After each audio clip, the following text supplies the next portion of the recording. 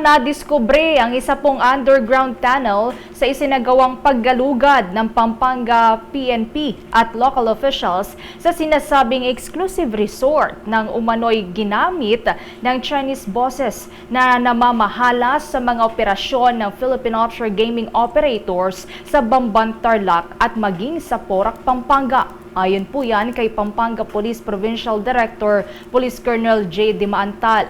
Ang naturang compound ay sa may barangay Señora, Porac, Pampanga na less than 5 kilometers mula sa mga opisina ng ni-raid na Pogo Hub ng Lucky South 99 Outsourcing Incorporated noong nakalipas na buwan.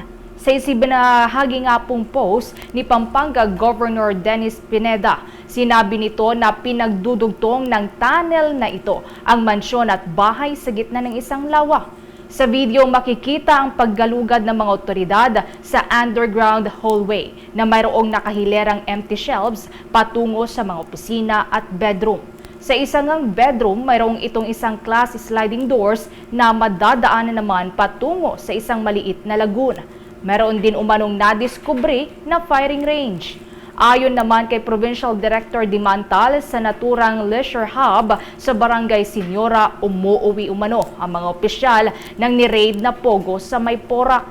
Saad pa ng Provincial Director na nadiskubre nila ang subject ng search warrants sa naturang compound, tulad na lamang ng umano'y hazing paraphernalia, handcuffs, baseball bat at incriminating documents. Ikinustodiya din ng mga otoridad ang mga nakatira sa compound para po yan sa questioning o pagtatanong. At dalawa ang natukoy na incorporators ng Whirlwind Corporation. Ang kumpanya naman nagpapaupa ng property sa Lucky South 99 o Lucky South 99 sa may barangay Santa Cruz, Porac, Pampanga.